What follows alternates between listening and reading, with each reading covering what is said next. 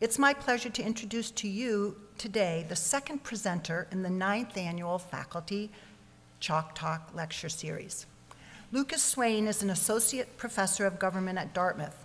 Prior to coming to Dartmouth in 2001, Professor Swain taught at Brown, Boston University, University of St. Andrews, and Boston College. He studies political theory and history of political thought, and he teaches courses on liberalism, ethics and public policy, and political ideas, among others. A prolific writer, his first book, The Liberal Conscience, Politics and Principle in a World of Religious Pluralism, won the Best Book Award from the National Association for Social and Political Philosophy. In 2007, he won John M. Manley Huntington Memorial Award for a newly tenured faculty, and in 2010 received the Jerome Goldstein Award for Distinguished Teaching. He is currently writing a new book on the topic of personal autonomy and moral character. Today's talk is entitled Moral Authority: What Should America's Political Leaders Be Willing to Do? Please join me in welcoming Professor Swain.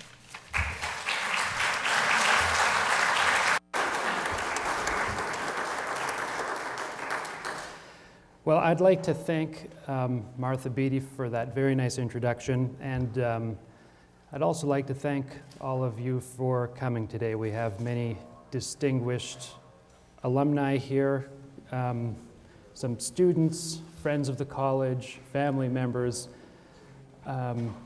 visitors otherwise. Thank you very much for coming. It's an honor to be able to address you. For what it's worth, this talk today is part of a project that I'm working on the topic of moral character in politics and in life in democracy. And if it's okay with you, I'll speak for 45 minutes or thereabouts, following which we can have questions and comments as you see fit. And indeed, I'll be very interested to hear from you, given that, quite frankly, I feel as though many of you should be up here talking to people like me about the topics that I'll run through today, instead of having it the other way around. And finally, just as a matter of interest, at the college here, when I do my teaching, I don't normally express my own views too often in order not to proselytize or unduly to affect the discussions in class and so forth. So this is something maybe a little bit unique, although I do certainly express my views in print and at many other venues and so on. Very good. So what should America's political leaders be willing to do? I wouldn't be the first to observe that we live in troubled times, both domestically and internationally. Domestically, America faces a slow economy, high energy and healthcare costs, squabbling and near gridlock in Congress. Internationally, America's foreign policy prompts considerable dispute, as one sees in conflict over the war on terror, the prosecution of military action against new and very ruthless enemies, and the treatment of detainees and enemy combatants. Putting these problems in context with the rise of other nations, some declare that America is losing its political greatness. This leads to pressing fundamental questions. What, if anything, might citizens and their representatives do to augment the standing of the United States in the world? And what should America's political leaders be willing to do to restore America's greatness while dealing with the economic and political and military challenges that we currently face? Now, there are many complicated parts to consider in addressing those very difficult questions. But today, for what it's worth, I'd like to speak a word on behalf of character. That is, on behalf of strong moral character, how it might figure into renewed American leadership, and whether the United States president should possess character of that sort. I'll argue that citizens should elect people of strong moral character for high office, and that so doing can help to address America's challenges. When I refer to leaders in what follows, I mean those who occupy the presidency of the United States, but much of what I propose should hold for political appointees to high office as well, and to leadership positions more broadly. So the structure of this talk is very simple. It has 4 easy parts. First, I give an account of the nature of character. I distinguish good, strong character and outline its moral importance. Second, I'll clarify what strong moral character might mean for political action. And I'll elaborate with regard to wartime strategies and tactics. Third, I consider whether there might be ways to generate citizen support for such leaders, or techniques for selecting leaders with moral character. And fourth and finally, I'll address 2 objections to the argument before closing. Okay, so let me say something first about the nature of character. People talk about it fairly regularly, but what is it exactly? A philosopher named Joel Kupperman supplies a helpful definition in his book on the subject. The definition goes as follows, and I quote, "A person's character is his or her normal pattern of thought and action, especially with respect to concerns and commitments in matters affecting the happiness of others or of oneself, and most especially in relation to moral choices," unquote. Kupperman adds that character shapes a person's choices. It narrows options, increasing the number of things, quote, "one simply could not do," unquote. And so when it comes to personal commitments, character influences how or whether one upholds responsibilities and obligations. This understanding allows that people can build character by taking on projects, by shouldering commitments, and so forth. Kupperman also helpfully points out that character can vary along the dimensions of strength and moral goodness.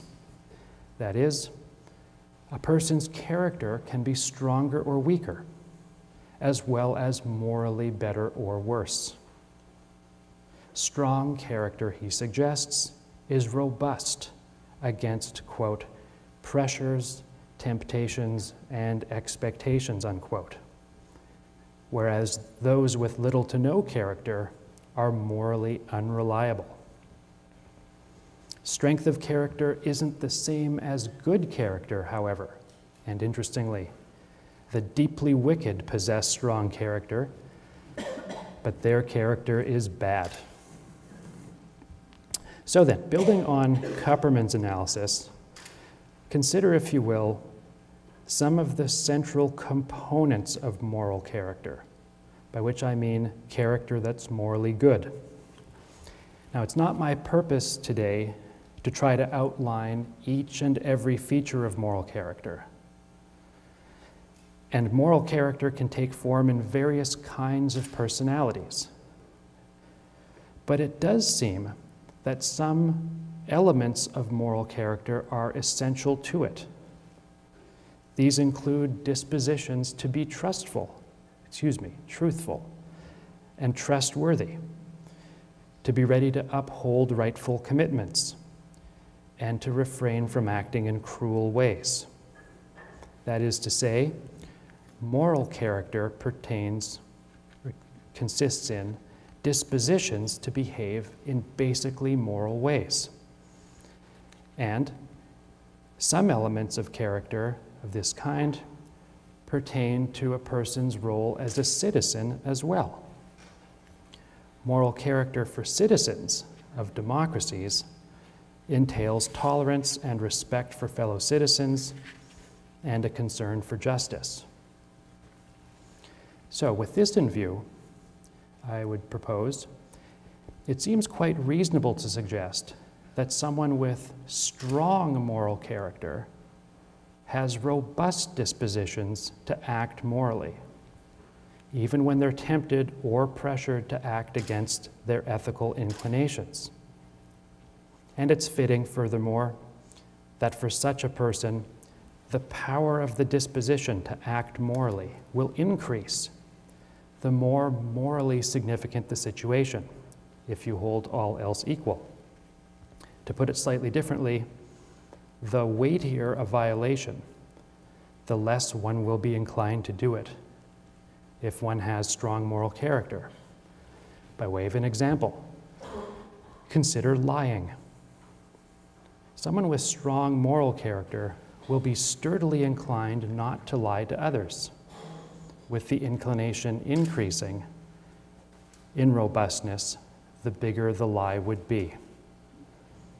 On the other side, it seems that the more that someone with strong moral character feels morally required to act in some situation, the more likely he or she will be to do so. And that's very different than possessing a robust disposition to act immorally. And there's, of course, no shortage of examples of people with strong, bad character, including those who delight in performing such terrible acts as physically attacking someone just for the thrill of the experience. And finally here, if this description is apt, one might ask, why is moral character important? Why should people have it? I think that there are probably several reasons why people should have good character, to be frank, but one powerful reason finds footing in the respect for people that morality requires. That is to say, people should have moral character because to the extent that they don't, they increase the likelihood of developing morally bad motivations that take form in actions that violate the rights and liberties of others. Okay, so with this brief outline of moral character in place, I'll turn now to the matter of whether strong moral character is important for America's political leaders. And to be clear, in referring to political leaders, I mean to focus on those holding the presidential office, although the argument I'll provide should have broader applicability. Now, as a matter of interest, one finds a wealth of discussion of moral character in American political history. No less a man, no less an individual than Daniel Webster lauded the importance of character in his speech commemorating John Adams and Thomas Jefferson, which he delivered in Faneuil Hall in Boston on August the 2nd, 1826. We're approaching the 150th anniversary of that speech. There, Webster praised the impassioned work of Adams, who in 1765 wrote that the people have an indisputable, unalienable right to know the characters and conduct of their rulers. Calvin Coolidge followed suit, emphasizing the significance of character for America's leaders, and going even further than Adams, declared that character is the, quote, only secure foundation of state, unquote. Very strong indeed. More recently, the philosopher Thomas Nagel furnished an interesting remark that, I think, helps to illuminate why strong moral character is important for leaders. He reflected that when a leader even considers some strategies as possible options, something is drastically wrong. And I agree with Nagel on this, for what that's worth.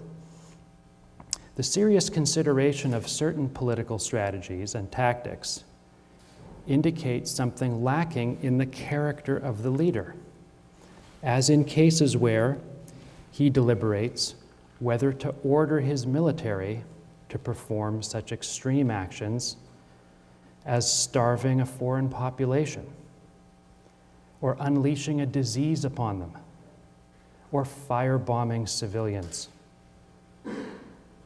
Another example of an extreme action that a leader ought not even seriously to consider would be undertaking to kill helpless civilians or prisoners of war as a way to influence the decisions of a foreign military.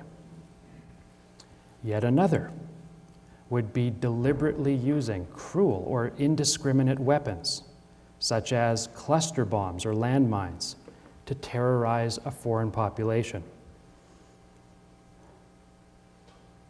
And so, with respect to those kinds of dark alternatives, I propose that the American president should perhaps be someone strongly disposed to reject them. And if a president were tempted to choose one of those alternatives, or pressured to do so, he or she should have character strong enough to resist. This is because it's morally wrong to perform such acts, not least because they violate others' rights and display a lack of basic respect for people and their liberties. The deliberate, cruel liquidation of the innocent or the helpless are acts that moral character deeply disdains. In contrast, if leaders allow calculations of interest or utility to be most prominent in their minds, one worry is that this can give them a kind of psychological clearance to perform actions of the sort I've mentioned. And as Nagel notices, calculations based merely on those factors can allow a politician to settle his conscience more easily, even though his acts may leave him responsible for terrible deaths and so forth. Now, that said, it's worth emphasizing that strong moral character, so described, doesn't just check one's thoughts or actions. And here I think one can see another reason why character might helpfully be brought back into discussions of the American presidency. Character can move a leader to action, to honor treaties and agreements, to assist allies, and to try to forestall various kinds of problems as they arise. It can also prompt leaders to be tough on rogue states and on international outlaws.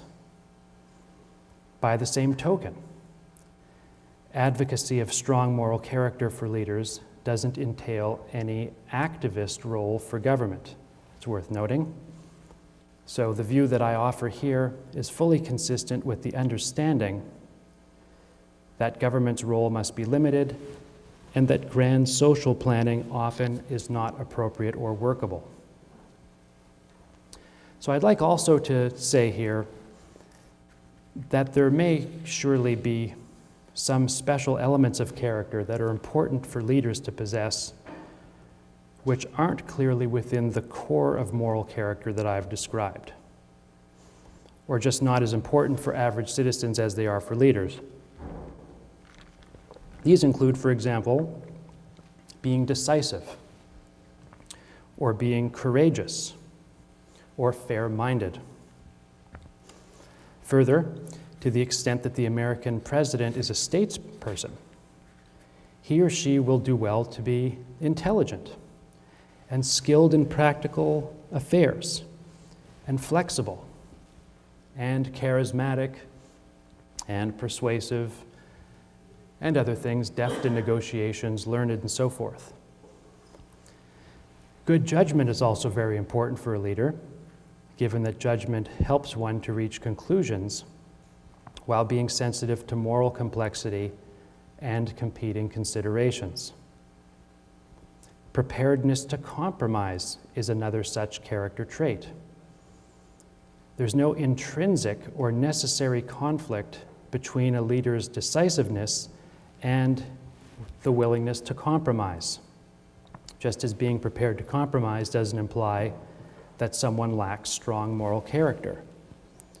What matters is being able to recognize and to appreciate, presumably, the areas in which compromise is appropriate in the first place, and ensuring that compromise doesn't go too far. The point is that none of the aforementioned leadership traits must of necessity conflict with the core of moral character. And for what it's worth, again, I'd suggest that they shouldn't take priority over those more primary moral dispositions. Furthermore here, it seems, one can put before leaders some guideposts to direct their thinking and rightful concern for their character. First of all, I'd propose a leader should be mindful of the need to provide justification for his actions, and he ought to be ready and willing to try to provide such justification to those who are affected by government policies. To this end, it's important for a leader to develop and maintain the motivation to justify his actions based on reasons people should accept, reasons that hold for others based on their reasonable concerns and commitments. Second, leaders should take ownership of their actions instead of being inclined to slough off responsibility or blame for failure on others. Leaders should also work to keep abreast of operations performed under their watch, as their great responsibility requires. Third, a leader ought to surround himself with capable and trustworthy advisors. The right sort of advisors can help to direct and support a leader, especially in the event that he faces a moment of moral or constitutional weakness. Good advisors can also assist a leader to consider new possibilities and problems, helping him to prepare for uncommon situations so that he can avoid being excessively shocked or befuddled if such crises arise.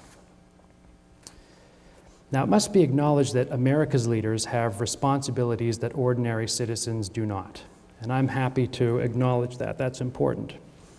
The ordinary citizen is in a different situation than the leader. The former may never have to make a life or death decision, for example.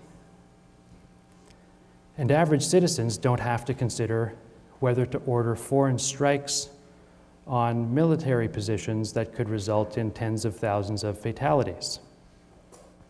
Furthermore, I take seriously Dwight Eisenhower's admonishment that, quote, each proposal must be weighed when the president deliberates over difficult and morally weighty national security decisions. But the problem for those who would simply endorse Eisenhower's suggestion is that it leaves open what counts as a consideration in the first place. And so I propose to you that one can strike those considerations that are deeply morally admissible or plainly out of bounds. Such examples as attacking merely civilian targets count in this category. The American president ought not even to allow such options to stand as considerations seriously to be weighed. And if the ideas do arise, say in consultation with advisors or some such, the president should possess normal patterns of thought that dispose him to reject them. The more strongly so, the more extreme the proposed action is. And this is something special that character provides, it seems to me, in challenging political situations, and it's something that other approaches fail to acknowledge. So the position that I'm marking out here cuts against a number of contemporary views on the subject, including that of the political theorist Michael Walzer. Walzer claims that leaders often have to get their hands dirty in politics. He submits that democracies shouldn't want a Machiavellian ruler who has dispensed with actual goodness, but instead they should hope for a leader nearer to a kind of tragic hero, someone who acts with a, quote, heavy heart, unquote, when he dirties his hands to achieve important political ends. This disposition, he says, is more desirable from the point of view of citizens, because people don't want leaders who have lost their souls. An interesting point. Walzer goes on to propose that democracies might reconstruct something like a standard of civil disobedience for high officials. Leaders might have to go beyond accepted limits to do what they think they have to do politically, but they'd also need to be willing to pay a price for it. Now, Walzer makes some good points there and elsewhere, but his view does suffer from various problems, and I'll pick out just 3. First of all, he doesn't clarify what dirty hands is supposed to mean. Someone might get his hands dirty protecting himself from an aggressive attack on a street corner, even if he only stops the assault by using the least violent means available. Now that's different than the sense of sullying yourself by doing immoral things to win in politics. Second, and in any case, Walzer doesn't demonstrate that it's in fact right to get your hands dirty in politics. Certainly not in the sense of acting immorally in order to win in challenging circumstances.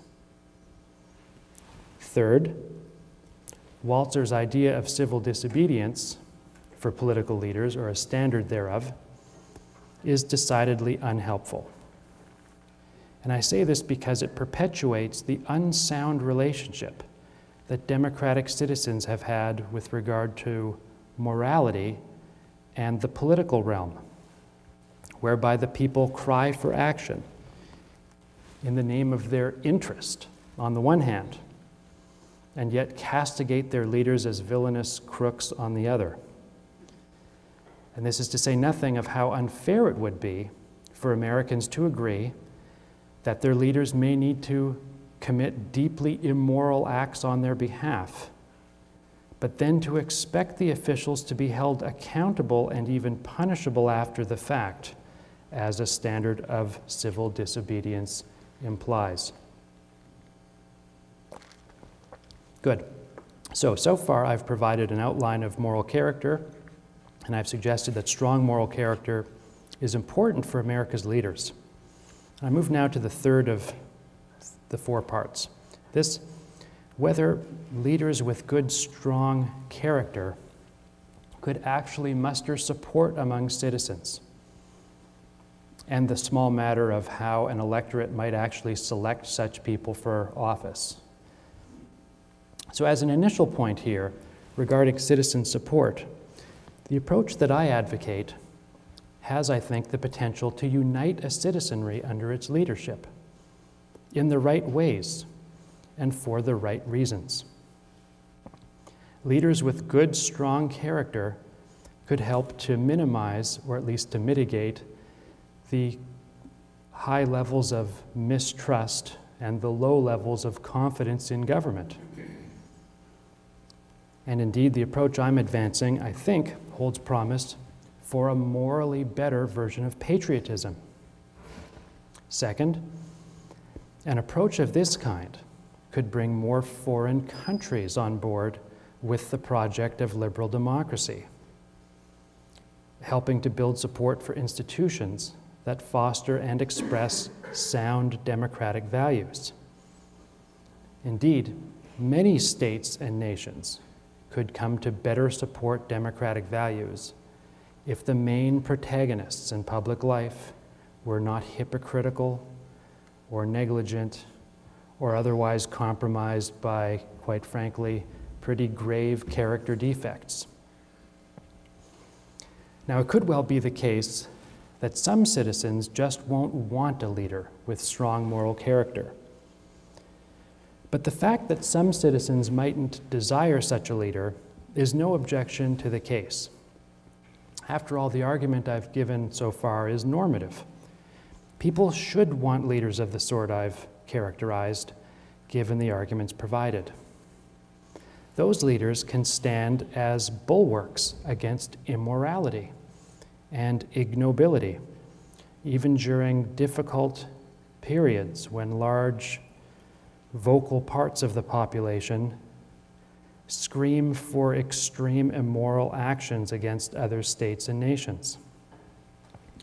And when one joins these considerations with the other central elements of moral character, it allows one to rethink the ways in which democratic countries might handle non-compliant nations and other rogue actors around the world.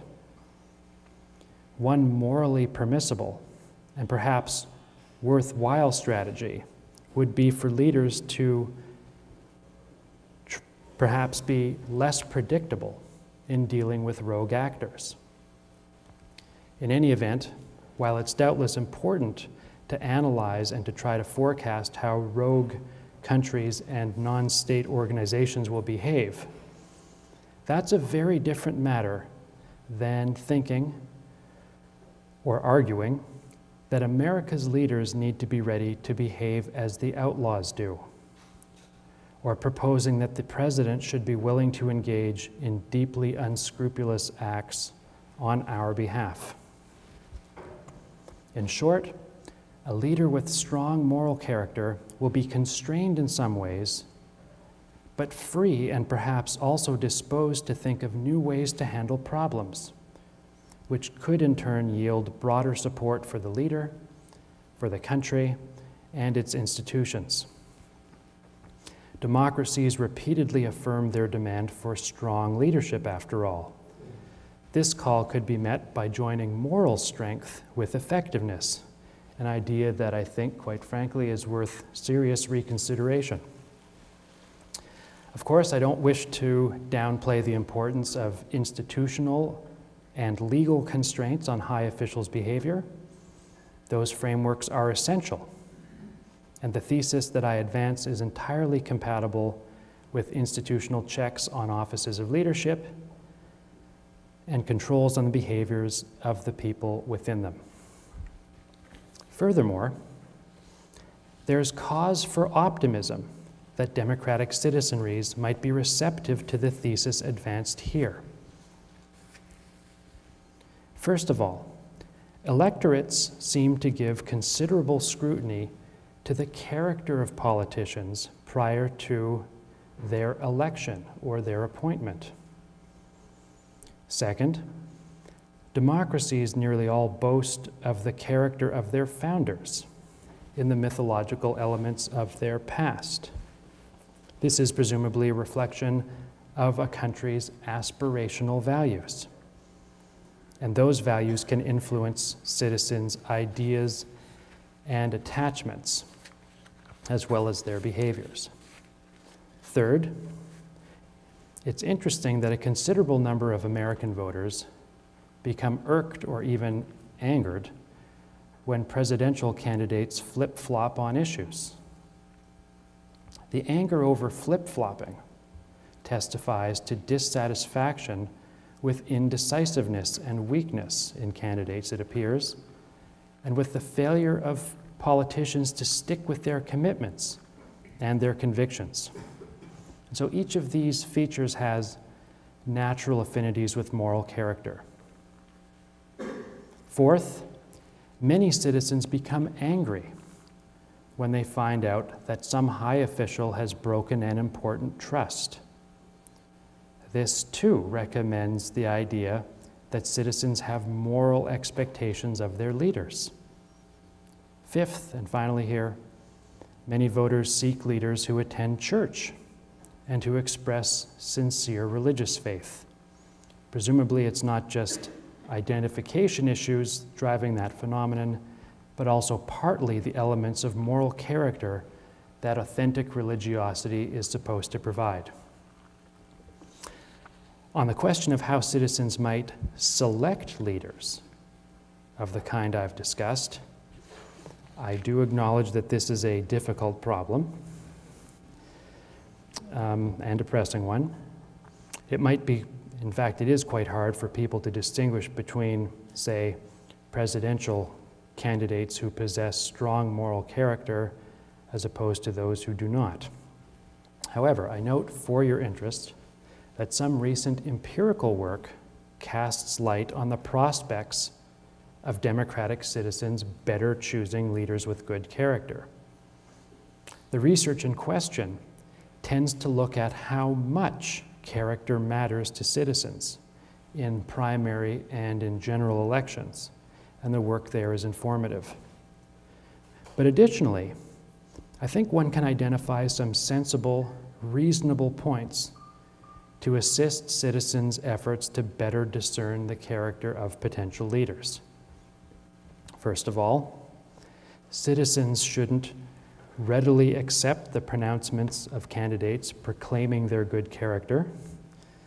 They ought instead to look to the actions of those individuals, and perhaps particularly to see how candidates responded in cases where their moral character was tested.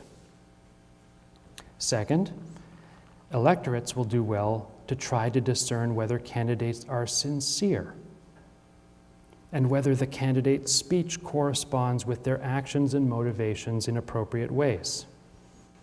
I say this because sincerity is presumably an important part of honesty, and so it's central to moral character.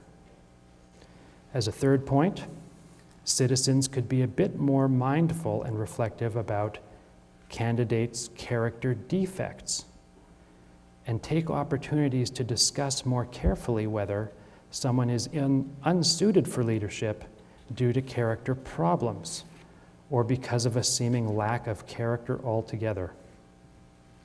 And fourth, if democratic countries, such as America, were to improve civic education, even modestly, that could, I think, reasonably be expected to produce more citizens with good character, as William Galston from the Brookings Institution has proposed. That's to say, advancements in civic education would provide a variety of positive benefits, such as a more capable and discerning electorate and a greater number of potential candidates of character suitable for leadership positions.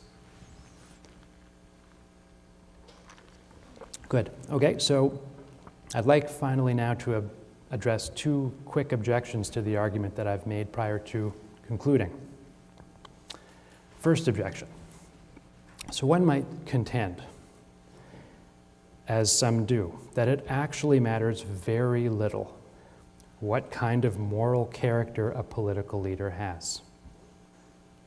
This is because, the objection goes, so-called good leaders will behave in practically the same manner as would anyone else in their position, provided merely that the parties in question are rational actors. And so an individual with strong moral character won't act any differently than anybody else, the argument goes, once they get a leadership role, and so the argument in favor of strong moral character for the presidency is irrelevant.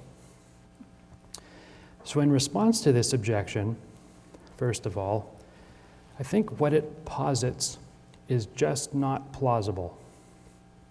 If it literally doesn't matter what kind of character leaders possess, then there should be no objection to elevating people with terrible character or no character at all to high office. It would mean that someone who's untrustworthy, who doesn't keep commitments, who lies frequently, who behaves in a cowardly fashion, would be just as suitable for leadership as one who doesn't have those defects, holding all else equal. And interestingly, nobody argues for a view like that.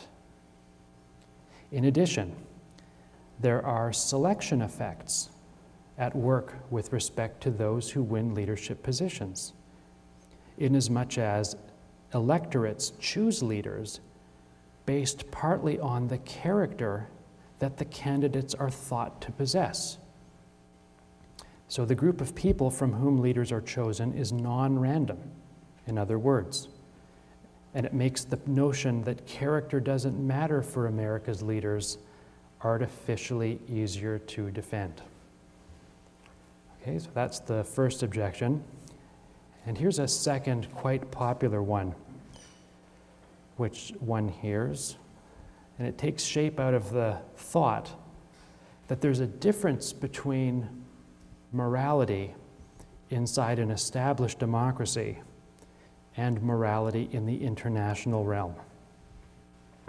This objection draws fuel from an assertion of the late diplomat and historian George Kennan, namely, that there's a great deficiency in the view I'm advocating because it recommends, quote, the carrying over into the affairs of states of the concepts of right and wrong, the assumption that state behavior is a fit subject for moral judgment, unquote. And so one might say, the world of international politics is chaotic. It's largely unregulated, and leaders have to reconcile themselves to that sobering fact. And as such, the complaint concludes, it makes little sense to try to constrain leaders by demanding that they possess strong moral character. To the contrary, whoever wishes to become president must accept the realities of politics and prepare to fight down and dirty with others as circumstances require. So, in reply to this objection, it's interesting to note that Kennan provides no argument as to why state behavior isn't a fit subject for moral analysis, especially given that people regularly talk about right and wrong with regard to, say, corporations and institutions. And those discussions aren't obviously confused or off the mark. In addition, I think one must keep in mind the fact that extreme immoral actions often aren't mere side effects of other actions. Instead, they're the direct intentional result of people's calculated decisions and deliberate acts. Basic respect for people and their rights and liberties requires leaders to be mindful of important distinctions during international conflicts. And leaders must keep in view what they may and may not do to others. I say this because many members of foreign populations can be correctly distinguished as innocents or non-combatants, or otherwise classified as impermissible targets of attack.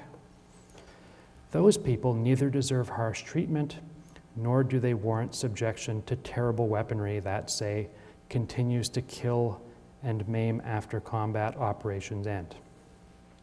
And so, in conclusion, it's a fact of political life, surely, that in some situations, the American president will be called upon to issue orders or directives, resulting in casualties and the loss of innocent life. Even so, nothing about the nature of strong moral character prevents leaders who possess it from being capable of authorizing actions yielding those results. And the case I've made today allows for some such orders within the architecture of moral character's dispositional constraints. Leadership positions shouldn't be reserved for those unwilling or incapable of issuing commands resulting in innocent casualties, at least not when it comes to the highest office in the land. The point is that political action could be better fitted with sound moral principles and basic respect for persons, and moral character appears to have a very, very important role to play in that advancement. So, ladies and gentlemen, I propose to you that the United States President should be motivated to stand firm for America's central moral values, dedicated to the protection of liberty of conscience, respect for persons, and basic human decency. Indeed, here one sees reason to rethink the place of moral character in an expanded understanding of American interests. Conscientiousness and square dealing on fundamental moral issues just might generate respect in foreign peoples and better serve to promote the cardinal principles and values of liberal democracy. If citizens address these matters anew, turning their attention to the moral character of prospective leaders in public life, we might just discover a more reliable, lasting way to enliven American values and to secure leaders worthy of their charge. Thank you very much.